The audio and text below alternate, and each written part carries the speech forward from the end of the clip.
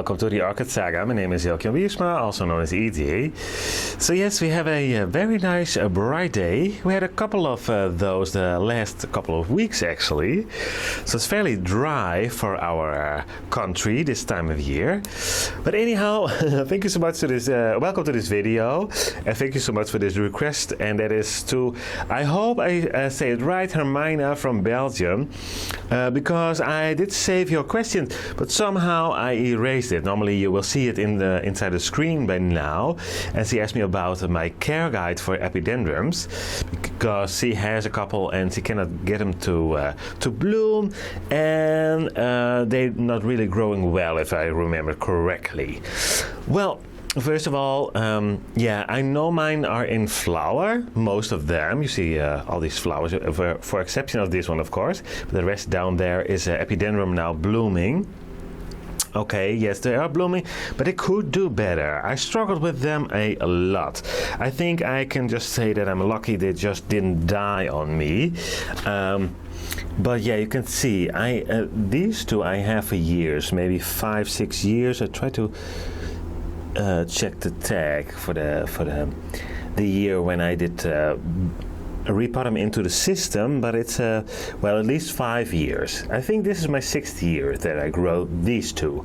This one, I think it's the 3rd or the 4th year, and the white one is about the same, maybe the 3rd year. That comes from Landsbergen. That one is doing better. It's naturally a little bit bigger. It has bigger leaves than the radicans we just saw. These are the Epidendrum radicans. But yeah, you can see. So for because I have them for that amount of years, yeah, they could do better. They should be way bigger. But yeah, well, we have a similar climate. Belgium is next to the Netherlands, of course, so it's very similar. But I do live fairly close to the sea, so I have a lot of humidity, which is just here. So I have the dehumidifier. More often I use that one than the humidifier. So that's how humid it is here. But yeah, and I struggled with them a lot. I grow them in self-watering, and now I have them, I hope you can see it, in a net pot, and there's fairly a bit of room between the outer pot and the net pot, so a lot of air and not much moisture. So these are having a bit of a reservoir for, like my Tolomnias almost, for about 3 to 4 days, and then they are dry. So technically speaking, that is not a semi-hydroponic setup, because then they shouldn't dry up. I tried that. Well, I try to get in focus a little bit more, of closer up I should say. Yes, I tried that, but especially in winter, you guys, these like warmth. So, and I cannot give it to them. So to compensate that, I kept them a little bit drier, and you can see now I still have roots. Well, that's the first. Normally, they need to make a new root system every single spring. But so far, yeah, you can see a lot of roots did find the media, and it's fairly dry. Maybe you notice that the stones that I use, the top layer, are fairly gray. If they are wet, they are almost black. And if you're long on my channel, you are aware of that, because I mentioned that before. But anyhow, so yeah, warmth and not too wet. These guys do not like it too wet. Beautiful, very, very strong orange this one has. And maybe you notice the leaves on this one are not looking that well. They're okay now, but it had spider mites. So yeah, spider mites do like them as well. This one is doing better. This is my red dragon. And the more yellow one, I will give you a close-up of the blooms. Beautiful, yeah, light orange. Orangey yellow color is it. That is a keiki, and that one is looking fairly well. That is the biggest so far. After I did bottom, that I did grew. It's fairly long cane, at least for my doing. And the rest that you see there and there and there, those have spikes. Let me zoom in a little bit. Those are all keikis, so I just put them in the same basket, so I'm cheating a little bit. It's not one plant. Technically speaking, it's a mother plant with some cakeys in the pot. So yeah, that's the biggest tip I can give them, especially in winter. They really hate the cold weather in our climate. So yeah, they need to be fairly dry during winter, and combine that with as much light as you possibly can give them. So I have them next to my vandas, as you can see, and especially in spring and summer, they do get quite a lot of light. They really enjoy it. Absolutely. And this one, I don't know what's mixed in it, but this one has fairly thick leaves and was stronger from the start, from the get-go. Maybe because it's grown in the Netherlands as well, maybe they adjusted a little bit. Maybe they mixed it with a plant that's better, can better deal with the colder weather. I'm not completely sure. But anyhow, and also very nice, I apparently inspired Ince to buy a new radicans as well. He sadly lost his epidendrums, he said in one of his last videos. So Ince, you just gotta try them again. They're very nice to grow, but yeah, just don't keep them too wet. And not too dry, so yeah, but because but I think overall, like most orchids, they can better deal with a bit of dryness than too wet. But I have them fairly humid in a basket. At least the radicant types, I think those are the most common. But you may already saw the two here as well. This one is also an epidendrum, very nice, strange flower. There we go, look at that, strange shaped flower. Nice spike, best spike so far. And this is the cane. And you can see it's almost on the floor. I have it on a shelving there that's sitting on the floor. But it's quite a very long cane. And it was a young plant when I got it. So that one is doing well. But I hope you can see it as well.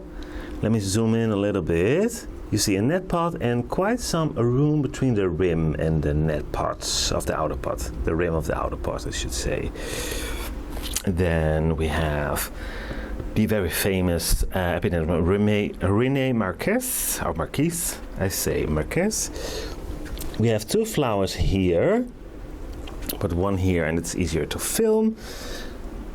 That is this one. Look at the colors. I love the colors on this one. René Marquez. And I hope you can see this is an old spike, so don't cut the spikes on this one because they rebloom. And this one, this is the third time on the same spike it reblooms. So I don't cut them, unless they are very woody, of course.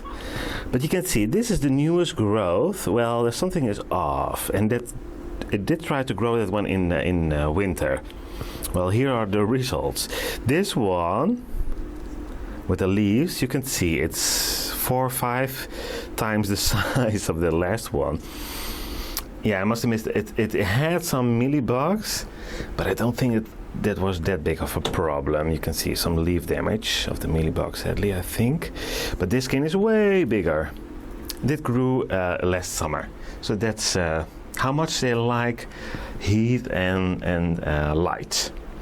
So I should say I would compare it with Cattleya light or even with Vanda light. See, they're very close to the Vandas. Actually, those in the corner, those radicans, are next to the Vandas, so that's the same amount of light, and they can take it. And I believe that some people that can grow, have the climate for it, and can grow orchids outside, even some of them have them in the epidendrums in full sun. And then I'm referring to the radicans. I'm not completely sure if the René Marquez could be grown in full sun. I don't think so, because I had purple leaves on that one before. Never on these guys. So I think the radicans especially can grow in full sun. Well, in the back there, that one is done blooming. It's a cross with René Marquez and Cattleya Free Spirit. It has now a name on its own, but I cannot pronounce it, so I keep it with the parents. Normally, it's easier the other way around. This time, no. I just keep it with the parents. And this is the beautiful white one. Almost white, I should say, obviously. And then I believe I have another one. I actually two. Because this is renamed a few times, and as you can see, it's almost done blooming. I had another spike on this cane there, so 3 spikes, and I have it now like this. Ciliare, I think you say ciliare. I'm not completely sure, but Epidendrum ciliare, and finally it does get some size to it. Finally, these are the previous canes, and this is actually a piece of a orchid that I had, so a division, well, over 15 years ago. So this is technically speaking my oldest orchid. And you may have heard me saying that because you're long on my channel, but for those who are not that long on my channel, now know that this is my oldest. But how much fun is that? I gifted the mother plant to my niece, and she still grows it. And yeah, back in the day, so about 6-7 years, maybe even 10 years, I don't know exactly, I started growing orchids again. And I said to her, can I have a division, a piece? I said, yes, of course. So I have it back in my collection. And that's why I like it. I like it on its own, but especially with that story behind it. It's quite funny. So if you like my videos, I would like to ask you to consider to make a donation to our sanctuary, where we try to help every wild animal out there that is in need of help. But to be able to do this, as you can imagine, we can use some financial support. So if you can, please leave a donation to our sanctuary. And I will leave the email address because the easiest way is via PayPal. But if you are from the EU or the Netherlands, I will also leave the bank account. And of course, only one thing to say: thank you so much for your support.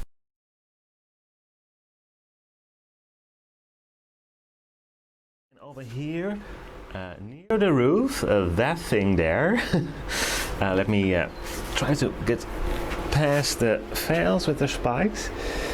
We have this one. Yeah, the flowers are lighter yellow when it's just when it just open up.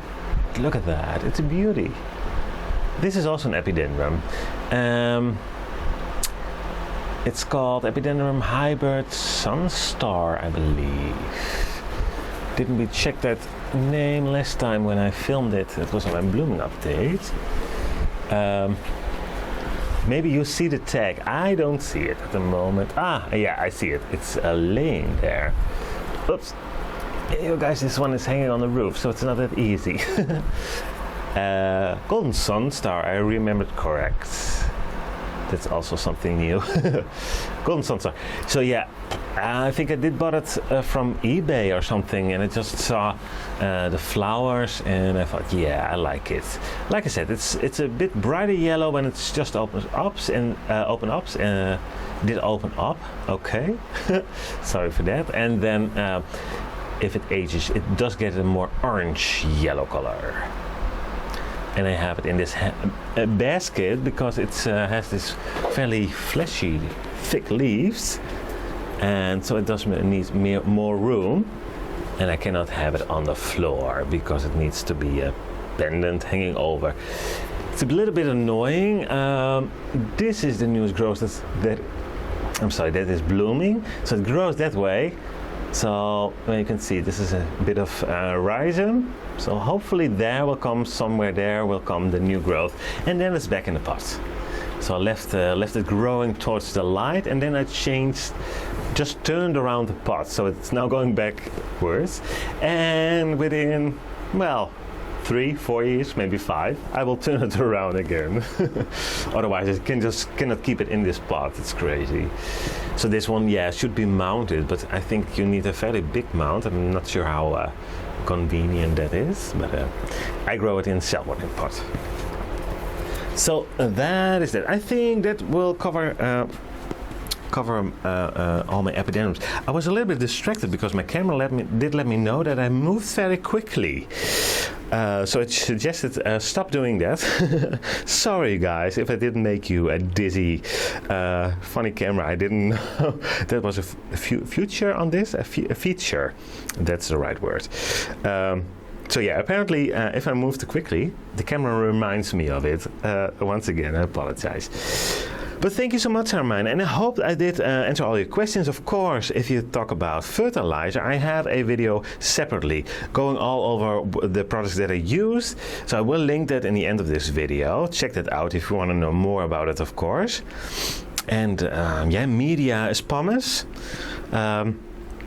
I sometimes just forget it because it's for me it's so obvious, of course, because I work with it. But I keep forgetting, of course, sometimes that it's handy to mention that from time to time because of all the new subscribers. Thank you so much. So yeah, you guys, I'm sorry. I have a pumice and a top layer of pebbles. And like I said, those will turn up fairly black if they are wet, and they will turn gray if they are drying. And just quickly checking if I have a nice something to compare it with. Not really. Yeah, in real life they look a little bit darker, but on camera not that much. Maybe these guys, I hope you can see it. They do look a little bit darker. Like I said, in real life it's easier to notice, but those are fairly gray. So yeah, that is when they are wet. Maybe here, this is an Hoya. You can see here, there, for example. Well, you can see the whole pot is very black. There you go. Same stone, but wet. So very easy for me to check and to notice if an orchid needs some water. But I keep these and I water them once a week and that's it. Just a little bottom of water and that is it. So yeah, the lights we already discussed. So I think this is it. Thank you so much for your very nice question. And of course, if you have questions, other questions or other people watching this video, let me know in the comment section, of course. Thank you so much. If you like it, please give it a thumbs up, this video. It really helps. And of course, if you didn't already have, maybe you want to subscribe to my channel. That would be very awesome, of course. And yes, you guys, we still have quite a few of them in bloom. It looks so amazing, amazing, amazing. I will link this video as well, my update on the phals, because they are just so stunning, so beautiful. And thank you so much all for the names. I did get quite a few names for my phals, which makes me very, very happy. So yeah, this is one of my favorites. The beautiful yellow with a bit of pink and orange over there. Anyhow, this was the video about the epidendrums, and I hope to see you at one of my next ones. Bye bye.